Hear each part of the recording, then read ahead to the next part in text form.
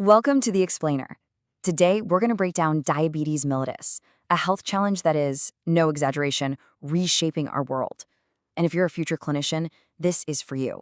Understanding this condition is going to be absolutely central to your career. So let's get right into it. All right, let's just start with the sheer scale of this thing. As of 2021, a staggering 537 million adults around the world were living with diabetes. I mean, just to put that in perspective, that is more than the entire population of the United States and Canada combined. And if we zoom in on India, that number is over 101 million.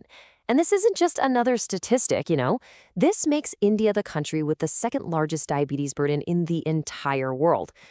But here's the part that's really alarming: the trajectory. If we keep going the way we are, that number is projected to absolutely skyrocket to 783 million globally by 2045. That's not a challenge. That's a freight train coming straight for our healthcare systems. So these numbers they're huge, they're mind-boggling, but they're just the headline. To really get a grip on this crisis, we've got to look at the patterns behind them. So let's dig into the epidemiology. And this right here, this really tells a story. It's like a tale of two Indias. You can see this stark divide between urban and rural areas. In the cities, prevalence is hitting 15.2%, way higher than the 9.5% we see in rural regions. And that's not a coincidence, right? It points directly to the impact of our modern urban lifestyles. And the economic fallout? It's just as devastating. We're talking about $40 to $50 billion a year in India alone. And listen, that's not just the cost of medicine, that's lost productivity, it's a massive drain on the entire economy. Okay, so how do we even start to fight something this big? Well, it all starts with understanding the enemy. For those of you heading into medicine, mastering the fundamentals, from how it works to how you diagnose it, this is absolutely non-negotiable. So at its very core, what is diabetes? It's basically a disorder of having chronically high blood sugar. It's a fundamental breakdown in how our bodies manage and use energy, and it all comes back to a problem with a hormone called insulin.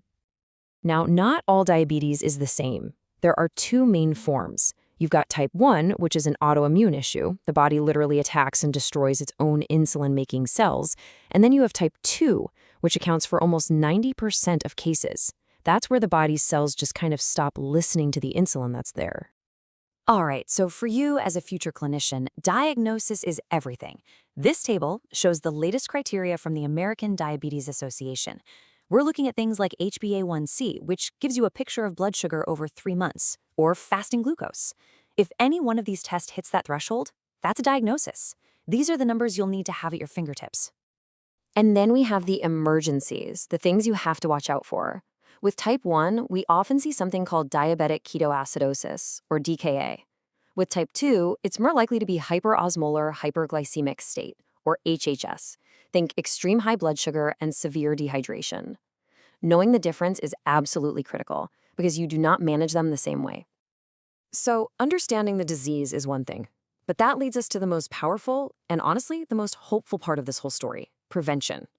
This is where we can really truly change the outcome. Which, of course, brings up the million-dollar question. For the vast majority of cases, that 85 to 90% that are type 2, is it inevitable? Is it just written in your genes? And the landmark diabetes prevention program gave us a clear, loud, resounding answer: no. An intensive lifestyle change. We're not talking about a new drug here, just changes in diet and exercise. It reduced the incidence of type 2 diabetes by an incredible 58%. So what's the secret sauce? Well, it's not a secret at all. Prevention is totally possible, and it boils down to these 3 evidence-based steps. And look, we're not talking about anything extreme here. A modest weight loss, 150 minutes of brisk walking a week, and a healthier diet. This is doable. And what about for people who are already on that path, the folks in that critical pre-diabetes stage? Well, we have another tool in the toolbox. A medication like metformin can actually reduce the risk of progressing to full-blown diabetes by 31%. It's a fantastic backup to those lifestyle changes. But here's the thing. Individual action, while it's crucial, just isn't enough to turn this tide. To really get this epidemic under control, we need to think bigger. We need a system-level public health response. In India, That big picture response is spearheaded by the NPCDCS. It's the national framework, launched back in 2010, designed to tackle these major non-communicable diseases, like diabetes, head-on. So, what does this program actually do on the ground? Well, it puts prevention into action. We're talking about screening huge chunks of the population, setting up accessible clinics in every district, making essential medicines free, and training up the healthcare workforce. This is what policy looks like in the real world. And we really need to be clear about this. This isn't just a medical problem. Preventing and controlling diabetes is a profound economic and social imperative for every single country.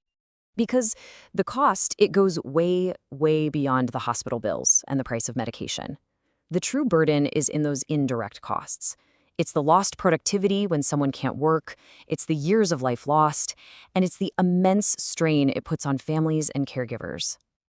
But the final takeaway here is actually incredibly hopeful. It turns out that investing in prevention is one of the smartest, most cost-effective things we can do in all of public health. Get this. For every single dollar you invest in a lifestyle program, the healthcare system saves $2 to $4 down the line. That is a phenomenal return on investment. So, we'll leave you with this thought. Your career is going to be on the front lines of this crisis. And every single day, with every single patient, you're going to have a choice. Will you just manage the disease after it's already taken hold? Or will you be a champion for preventing it in the first place? The answer to that question is going to shape the future of health.